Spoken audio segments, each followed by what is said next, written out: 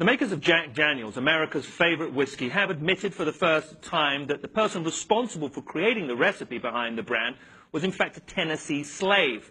For 150 years, the legend has it that Dan Call, a reverend bootlegger, passed on the secrets of his recipe to Jasper Newton, Jack Daniel, but is now finally admitted that in fact it wasn't Dan Call, but Dan Call's slave, Nearest Green, who was responsible for creating the secrets behind the recipe, and that it was Nearest Green who passed on the recipe to Jasper Daniel, and then from that created the iconic brand. So, revisionist history, people are celebrating it, and celebrating it. It's taken 150 years to get there, and there is so much, so little rather, that's written about black people and African Americans during this time of slavery that it was very, very difficult to actually discern this. And I think the brand themselves have been hiding behind that, but it's been known or well known to local historians for a number of years who the true, who was truly responsible for creating the recipe. And now finally, to coincide with the 150-year anniversary of the brand, they've said, okay, yeah,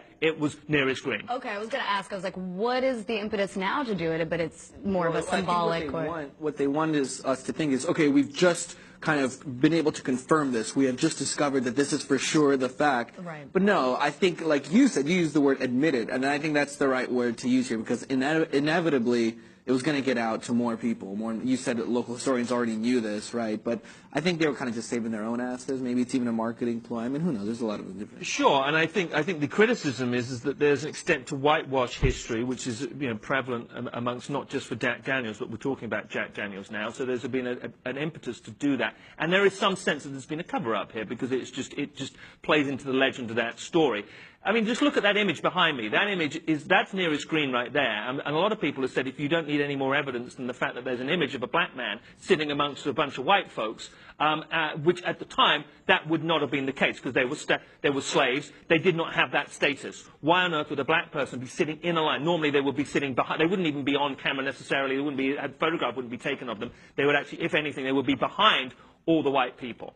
And so that in of itself indicates the status that Nearest Green had because he was actually the person that invented the recipe behind the brand. And finally they've come to it, and they finally admitted it, and a lot of people are criticizing Jack Daniels and cynically questioning why, because they're saying, well, millennials, they're obviously trying to reach out to a whole new brand of consumers, and millennials dig, kind of social issues and social equality, so yeah, we'll just come clean. I think it's got such a murky, somewhat, not sinister, but just an unpleasantness to this story behind it that I feel, I mean, it's great that they finally admitted it, but it's taken them 150 years to do it, and that's why I have a problem with that. Well, Who's making all the money? Yeah, right? I was going to say, are they giving any money to his relatives? Any kind of reparation for that, I mean, I'm certainly not surprised by the whitewashing that's happened for so many years and in so many circumstances, but I mean, it's great that they admitted it, as you said, but I think some money needs to be coughed up. If it's America's favorite whiskey, I mean, they're selling a lot of cases, no? Whitewashing is still going on, by the way. Just open a Texas textbook. Yeah, totally. Yeah, and the Tennessee whiskey, as you said, if it was today's day and age, there'd be intellectual property over that particular recipe, and the Green family would be multimillionaires.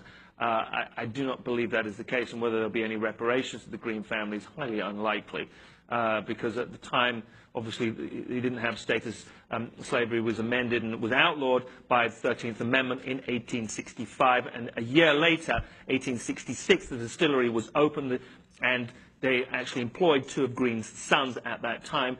And finally, Jack Daniels admitting how important, how critical Nearest Green was in creating the iconic brand.